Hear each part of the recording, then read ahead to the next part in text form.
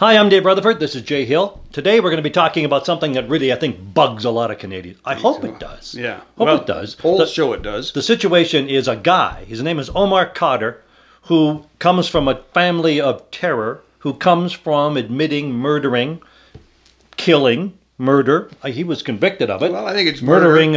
He threw a grenade that killed a medic, an that was American trying to medic help people in Afghanistan, and so he went through that system and ended up in Canada. We had to take him back. The court said pretty much we had to take him back, put him in our criminal justice system. Worse than that, they actually said that his constitutional rights were infringed upon. Because of the kind of questioning he was under. He didn't.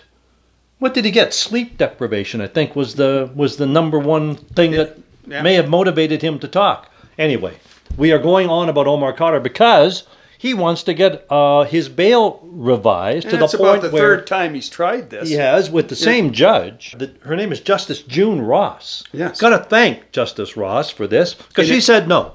In Edmonton, a good Alberta justice. She said, no, Omar, you are as free as you can be. He's totally free in Alberta. He wanted to get a passport to go to Saudi Arabia. He wants to go to Saudi Arabia, the home of Al-Qaeda. Well, he wants, his Mecca, It's that's why it's part of his religion. Okay. His father was an Al-Qaeda senior member, killed in a battle that also wounded his brother.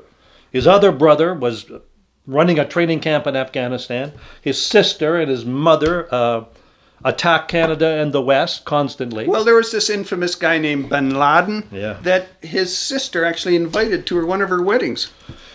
So we are expected to say that Omar's just a regular guy. Just another Joe who's getting a bad break from the justice system. Well, I want to make sure that, we don't just gloss over Justice Ross, Justice June Ross.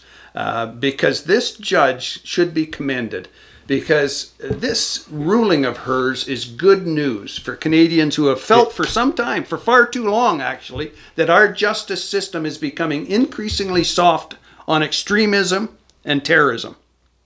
Our political system surely is, and you're right. And sometimes these courts are stuck with what the politicians give them. Well, right in criminal justice reform, etc. Yes, but sometimes they seem to, and especially the Supreme Court, tends to interpret the laws quite liberally, shall I say. In this case, you're right. Justice Ross has heard this before. Omar came back to her and said, please ease up on my bail. And the bail is because of the U.S. justice system that's still dragging on. I mean, he's done some time in Canada. He's out on bail here, but he's also facing more judicial problems in the U.S. So he wanted to go to Saudi Arabia. And you don't believe it was just for the Hajj? I don't believe it was. I think he wanted to go and be with, his people. Yes. And his people tend to be Al-Qaeda people.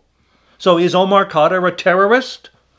Well, part of the problem that I think many Canadians, regardless of their ethnicity, many Canadians have a problem with Omar Khadar is he has shown absolutely no remorse, no regret for the actions that he and his family have undertaken.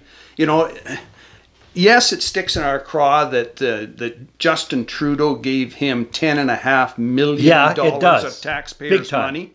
But, at least if he had shown and would show a bit of remorse. But, we keep seeing his photograph every time he's before the media, and he's got this smug look on his face. And he's quite, comfortable with the fact that he's a millionaire now. Thank you very much. We can't find any money or not much to support our veterans. Justin Trudeau says, well, they're just asking for too much, but we can find $10.5 million for a terrorist. And, and to paraphrase Andrew Scheer, the leader of the Conservative Party, he recently said, we have to quit looking at Omar Khadar as a child soldier and recognize him for the terrorist that he was when he threw that grenade.